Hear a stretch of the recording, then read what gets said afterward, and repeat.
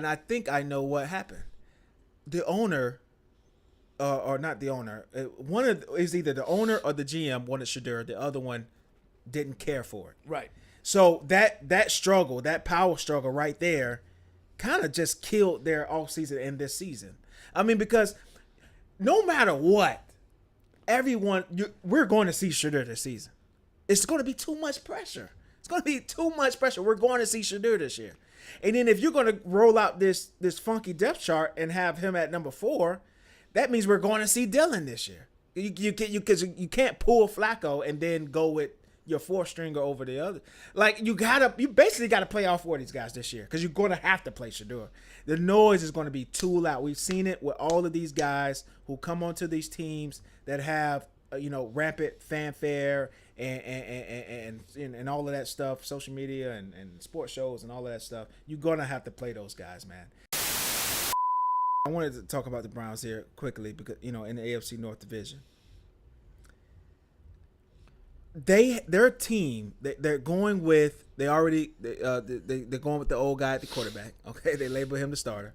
All right, and then I listened to a Cleveland Browns podcast today, and they made an incredible point that they had a question and it said,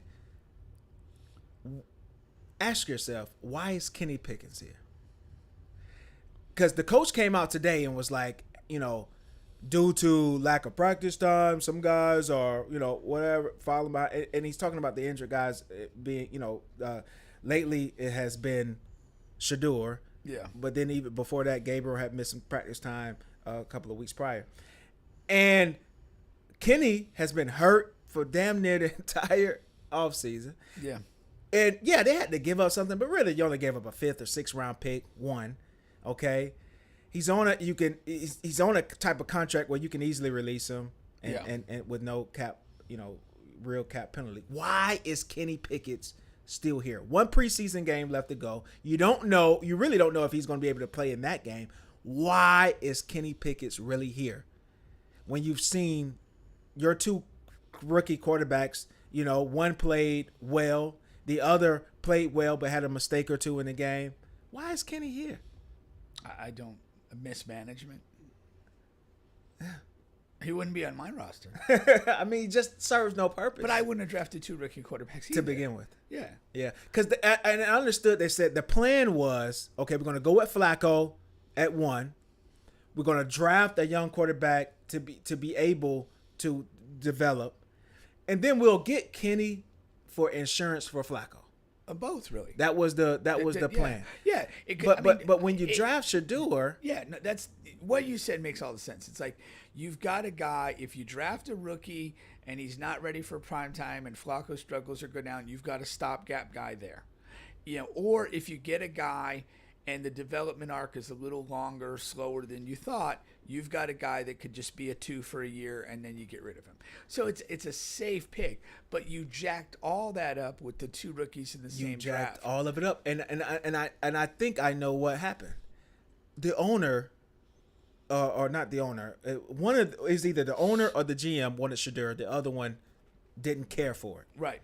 So that struggle, that power struggle right there, kind of just killed their offseason and this season. I mean, because no matter what, we're going to see Shadur this season.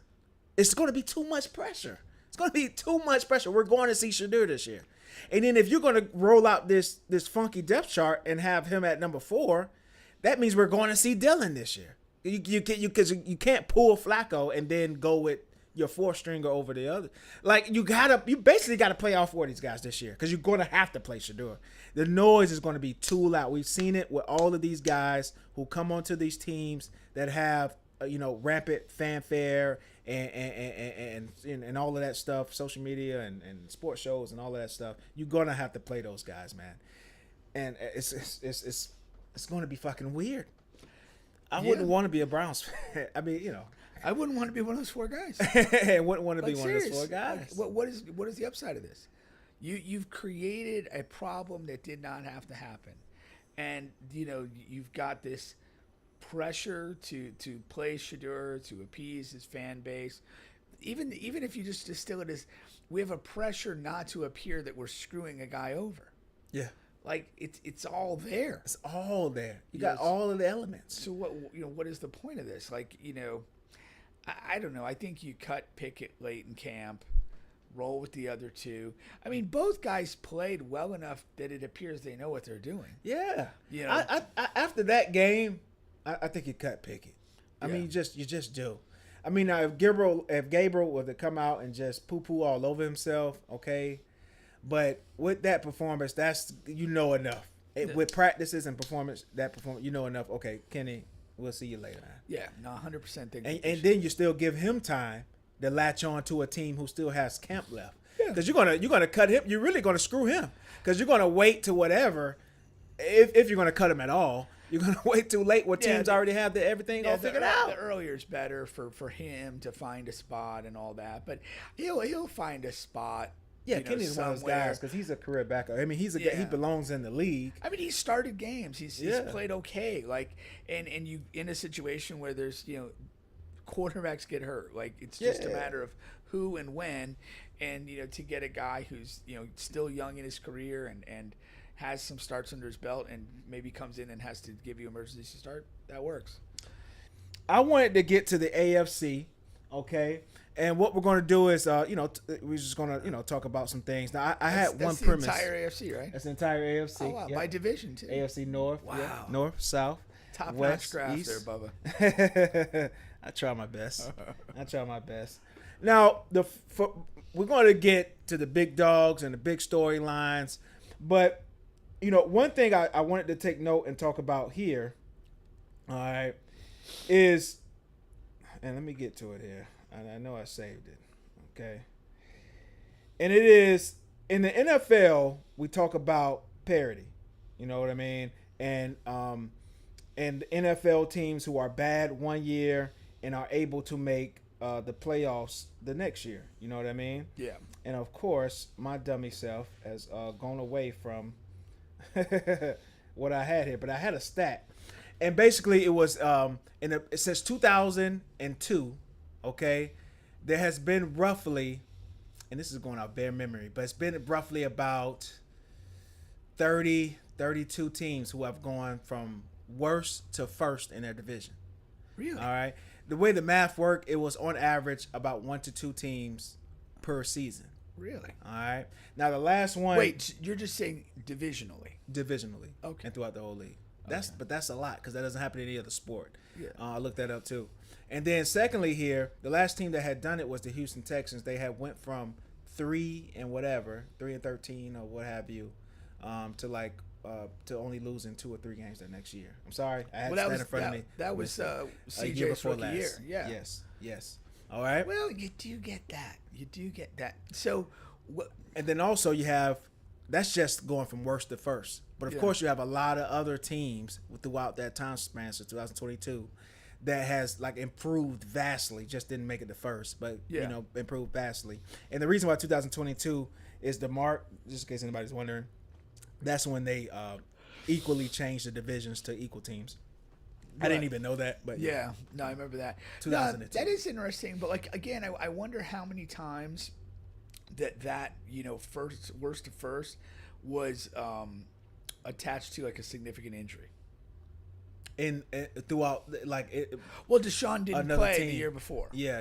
And then and they really just struggled at the position completely. They had David Cali as coach, so then they get a high pick who's a quarterback who plays at a high level straight away, and you make that rise. Yeah. And I don't remember the dynamics too, but I know you had the year when Peyton Manning was end of his Colts career when he got injured. Yeah. And then I think the next year they got Andrew Luck. I don't know if that corresponds directly to a worst to first thing, but sometimes when you lose a major quarterback, the bottom falls out of your team. Right. And now you have that possibility to spring all the way forward when things get right.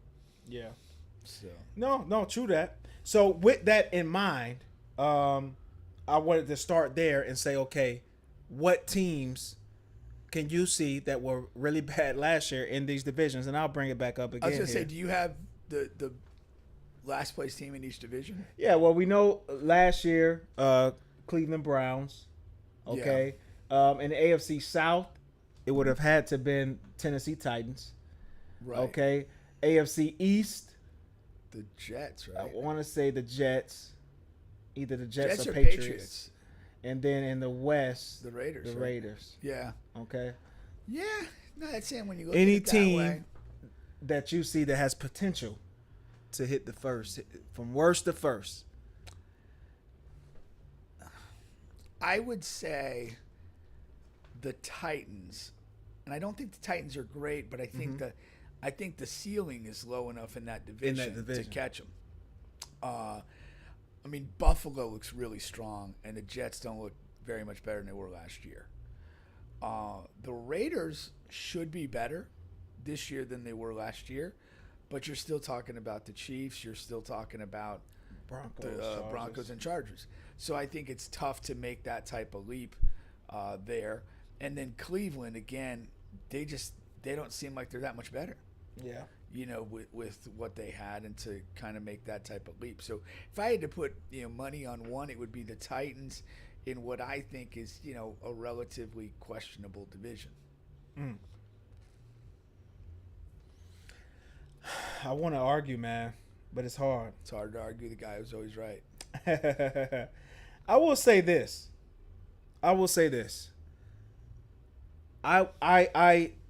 would go with the Browns as a strong second, and for this reason here. So, and let me make sure, because that I do want to make sure that we have it right with the Browns being last year. So NFL standings, what's that? 2024. So it was the Patriots last year. So we know the Jets was right there, though. They were only a game behind. Right. They both sucked. But the Bills are so good. But the Bills are so good. I'm gonna change. I'm gonna go with the Patriots. Really? And this is why I'm gonna go with the Patriots. I believe in their offseason. I believe in Drake May becoming a good quarterback. Right now, just talking about this year, I think he has a couple of leaps he can make and will make. Okay, they have brought over so much talent on that team. Like last year, they didn't have any legit receivers to be a number one receiver. They filled that hole. They filled their defensive holes here. I think You got Rabes. and then That's big. Yeah, That's big. No, it is. And then on top of that, you're always only one injury away. Now, I wanted to pick from the AFC North division. I'm sorry, AFC North division, which would have been Cleveland, because Lamar got hurt in practice today. It's not serious. Yeah. But I just think it's been such the way that Lamar has stayed relatively healthy in his career, the way he plays has been a marvel so far. You can knock on wood, but Josh Allen plays in a similar cadence and with more power. So, I'm banking on something would have to happen there with the Bills. Yeah. But the Patriots are right there. Like I think they would be the second best team in the division, and with any slip up from the Bills, I think that they can make that leap and go worse first. I don't disagree. I do. I really like Vrabel. I think he's the right guy for that situation, and I think that he has like a crazy level of self-confidence that I don't think he is gives a damn about being in Belichick's shadow. Yeah. And so they probably should have hired him straight away instead of going with the other guy. Yeah. But it is what it is. They kind of suffered, and now, he kind of comes in, and there's like you've kind of hit rock bottom. You can only go up, and he's here for it. So Antonio Pierce, right? That's the coach he took over. No, Jared Mayo. Jared Mayo. Yeah. I knew it was one of the former players. Pierce was with the Raiders. With the Raiders. Yeah.